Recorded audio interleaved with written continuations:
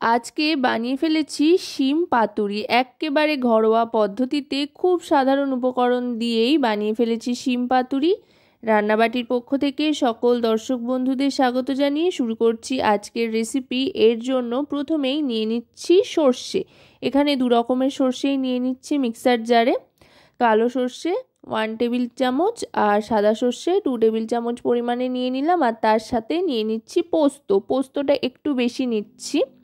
পোস্তর স্বাদটা কিন্তু দারুণ লাগে এই রেসিপিটাতে। 2 থেকে আড়াই চামচ মতো পোস্ত নিয়ে প্রথমে একেবারে শুকনো অবস্থাতেই মিক্স করে নিলাম।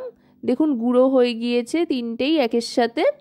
এবার এর মধ্যে দিয়ে দিচ্ছি পরিমাণ মতো লবণ, আর তার সাথে দিয়ে দেব কাঁচা লঙ্কা। আমি এখানে 2টো কাঁচা লঙ্কা দিচ্ছি, আপনারা আপনাদের স্বাদ অনুযায়ী কিন্তু লঙ্কার পরিমাণটা কম বেশি করে নিতে পারেন। আর দিয়ে দিচ্ছি তেল। অবশ্যই কিন্তু নুন আর সর্ষের তেল ব্যবহার করবেন সর্ষে বাটার সময়, তাহলে কিন্তু সর্ষে বাটা তেতো হওয়ার সম্ভাবনা অনেকাংশে কমে যায় বা একেবারে তেতো থাকেই না বলা যেতে পারে।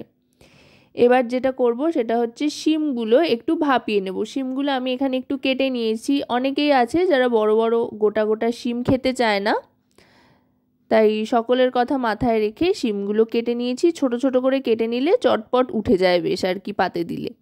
যাই হোক, এবার শিমগুলো একটু ভাপিয়ে নিচ্ছি। এখন যেহেতু শিম প্রায় পুরনো হয়ে আসছে, ওঠার পথে শিম, সেই জন্য কিন্তু শিমটা অবশ্যই ভাপিয়ে নেবেন। শিম এখন শক্ত হয়ে আসছে। শিমটা বেশ ভালো করে ভাপিয়ে এবার জল থেকে তুলে নিচ্ছি। এবার কিন্তু শিমটাকে ভেজে নিতে হবে। এজন্য অবশ্যই কিন্তু সর্ষের তেলই ব্যবহার করছি। যেহেতু সর্ষে বাটা দিয়ে রান্না করব, তাই কিন্তু সর্ষের তেলেই গোটা রান্নাটা করব। শিমটা সর্ষের তেলের মধ্যে দিয়ে এবার এর মধ্যে দিয়ে দিচ্ছি সামান্য একটু হলুদ গুঁড়ো, এতে করে খুব সুন্দর একটা রং আসবে। আর আপাতত নুন ব্যবহার করছি না, কারণ কিনা সর্ষে বাটার সময় নুন দিয়েছিলাম। আবার পরে সামান্য নুন প্রয়োজন মতো স্বাদ অনুযায়ী ব্যবহার করব। এখন শিমটা একটু ভালো করে ভেজে নিচ্ছি। ভেজে নিয়ে এবার শিমটা তুলে নিচ্ছি।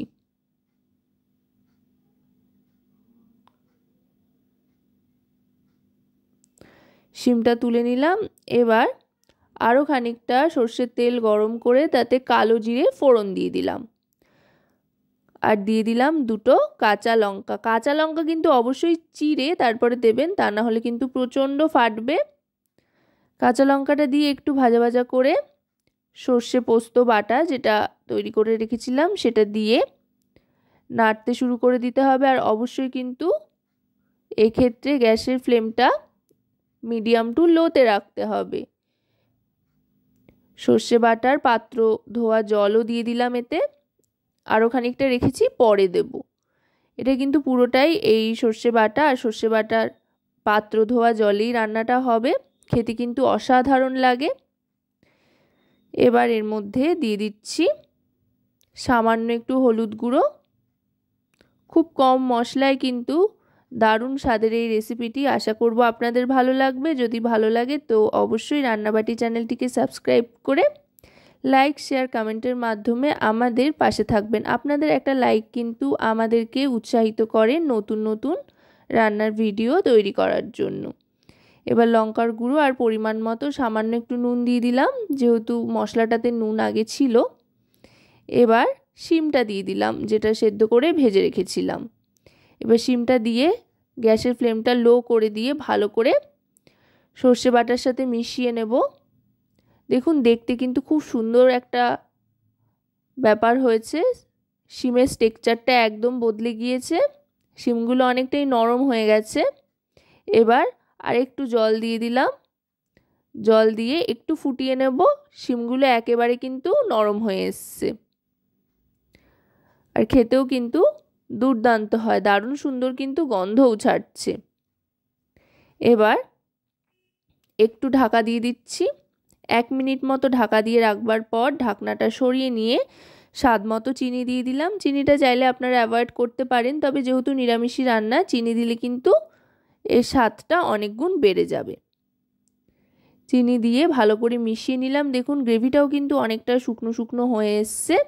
এবার আমি সার্ভ করে দিচ্ছি। তো আজকের এই শিম পাতুরি রেসিপি আপনাদের কেমন লাগলো অবশ্যই কিন্তু জানাবেন।